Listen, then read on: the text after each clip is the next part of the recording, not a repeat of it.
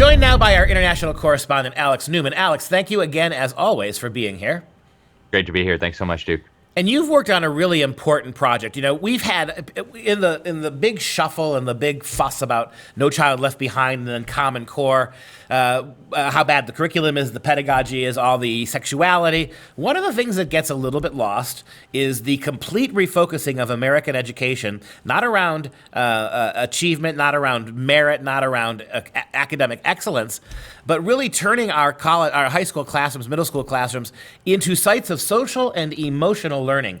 Lay out for moms and dads exactly what that means and how you came across this topic. Yeah, thank you, Duke. This is like mind-numbingly complex. I first started getting reports from concerned teachers and from concerned parents about this social-emotional learning years ago. In fact, the first report I got was from a friend of mine who was teaching at a government school in a history program, and they had a faculty meeting. They brought in every single teacher, and they said, all right, guys, we're bringing in a social-emotional program for our class or for our school, and here's what we want you to do. So in your first class, every morning you're going to show these videos. We'll assign you a video, and you do one each day for indefinitely, and you must show it to your first period class. So he starts sending me some of these videos. They were publicly available on YouTube, and it's enough to blow your mind. It's a glorification of homosexuality, a glorification of transgenderism, encouraging children to think that this is something normal that they should participate in, that's good and healthy and wonderful. And that was my first alarm bell. But I started researching social emotional learning, and I realized, this is just a bunch of gobbledygook. This is the kind of language that these so-called educators use when they want to hide something, when they want to conceal what they're really up to. So I decided to do a serious deep dive. I've got a series that I'm working on for the Epoch Times. Nobody had yet done an in-depth critical investigation of social emotional learning. So I started working on that, and it did not take me long, Duke, to find some absolutely explosive stuff. I did a short post about it over at the Newman Report for FreedomProject Media, just on the occult roots of this, which all by itself should be more than enough to discredit everything about this and get it kicked out of every classroom in America. Let's start there. We've got a second segment coming up after this one. We'll talk a little bit more about SEL, social emotional learning, but talk about the occult. What have you found out about the occultic aspects of what this kind of new age classroom, right? If you think it's just a little bit of yoga, a little bit of meditation, a little bit of incense, yeah, it's all of that, a lot of hippie do stuff, but also something much deeper. It is, Duke. And what was really amazing to me was that this was just hiding right in plain sight, and nobody, except, of course, the occultists and the New Agers, had picked up on it. So the main organization peddling this social emotional learning, it's called the Collaborative for Academic, Social, and Emotional Learning, CASEL, CASEL.org is their website. And I went to the history page, the history of social emotional learning. And right in there, no frills, no nothing. The idea for this came out of a meeting at the Fetzer Institute. Well, no explanation of what the Fetzer Institute is. Head over to their website. Turns out they are developing a new global spirituality for a global revolution of a new order that's going to be built on love and peace and happiness and all these wonderful things. Well, a little more digging reveals that Mr. Fetzer, the late founder of this thing, a very, very wealthy sports team owner and media magnate, was really into the occult. In fact, he was a disciple of Alice Bailey. We've talked about her on this program before. She was the founder of the Lucifer Publishing Company, and he would bring his people together at the Fetzer Institute, and they would recite this Alice Bailey invocation, where they're talking about spirits and this kind of stuff. Very, very bizarre to know that the idea for social emotional learning came out of this New Age occult institute, and it only gets weirder from there, Duke. There's a book that I love, I've mentioned before. It's called Out of That Hideous Strength by C.S. Lewis, the third book in his space trilogy.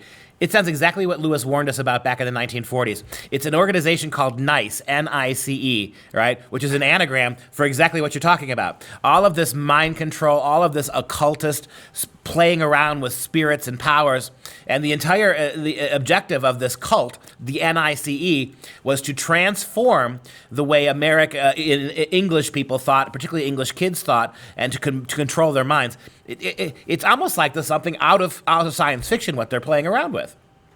It really does seem like that, and yet it's right there for anybody to see. I actually called CASEL. I asked to set up an interview with some of their people. I called the Fetzer Institute. Nobody wanted to talk, but it's right there for anybody to see. And this is one of the arch pins, the foundations of the social emotional learning craze that's sweeping your kid's public school. On the other side of the break, Alex, we're going to take this a little bit deeper.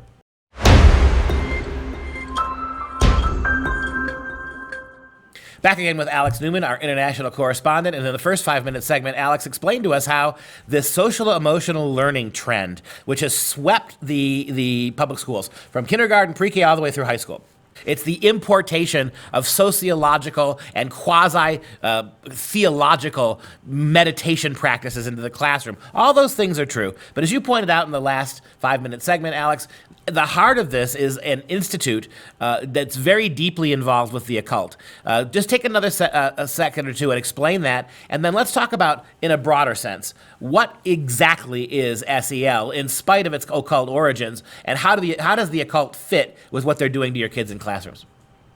Yeah, it's such a big topic, Duke, but it's so important. If you had an institute that was promoting, bringing America back to Christ, restoring a respect for the Ten Commandments, something like that, and the foundation of this magical new educational pedagogy that was, ripping across the country like a wildfire, embedded in every classroom, every school across America, every public school at least, people would say, wait a minute, what separation of church and state? But now suddenly, when we're dealing with an institute that deals with spirits, there's actually a whole book about John Fetzer that was written, incredible insight in there, talking about some of the occult rituals they were doing.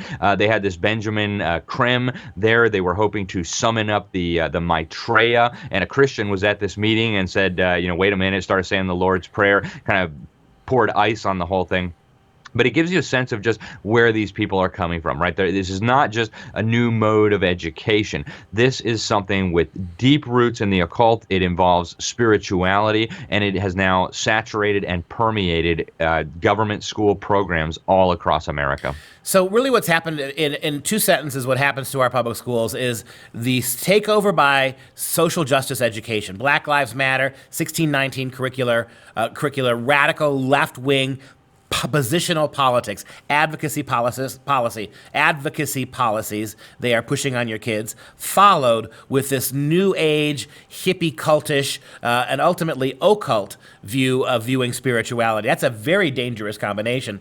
Talk about the association of SEL with Common Core. It does seem like with the rise of Common Core, SEL really became noticeable as a conscious choice for educators and educrats in terms of transforming classrooms.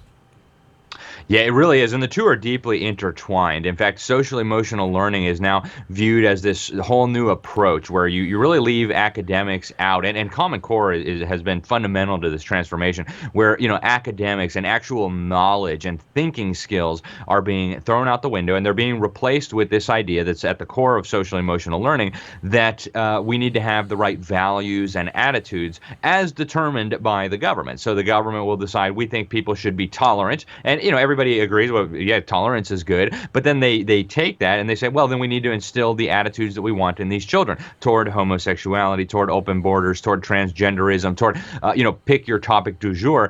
And so then they instill these attitudes in the children. They assume that their view is the correct one and that those attitudes must be instilled in children. They use actually Soviet psychology. Vygotsky actually played a crucial role in developing some of the techniques that are used in social emotional learning. And it goes hand in hand with Common Core. So you have these standards where a lot of them are very subjective. Common Core itself really disorders education. But when you combine these two together, you have a recipe for disaster. And you mentioned the left-wing politics and the Black Lives Matter. Again, there's a critical nexus here. A few weeks ago, Duke, on this show, we talked about how Black Lives Matter educators were training teachers. We even showed the video, training teachers to teach children to summon ancestor spirits into the classroom. We showed that video. They were doing chants. They, hold an ancestor spirit in your head. Now speak them into the classroom. And the Black Lives Matter propaganda, the social justice, race mongering. Everything has to be viewed through the lens of race and critical race theory. And you combine that with SEL. And if you go to Castle, you actually see this on their website. A huge part of it is about instilling, and they use these terms, social justice. They use the term global citizenship. So Common Core and SEL are both about instilling the right attitudes, values, and mindsets into your children as determined by the education establishment and the government, not as determined by parents, and certainly not as outlined in the Bible. And of course, the vast majority of Americans say they're Christian. The vast majority of taxpayers and parents say they're Christians, and yet we have this stuff being used to indoctrinate the children. Yeah, AKA brainwashing at every level, psychologically, sociologically, academically. One last thing, Mom and Dad, if you've heard of Common Core math arguing that 2 + 2 = 5, bingo. That is a social emotional tie to math, right? That math is more what you feel it is, you get comfortable with numbers. Right answers, that's a little too white supremacist. So if you wonder where Common Core math gets off arguing 2 + 2 = 5, to the feelings of children who aren't good at math, we have to accept 2 + 2 = 5. You can see right there a very practical instance of that. Alex, thanks for your time today. Another shocking report, another day in public schools.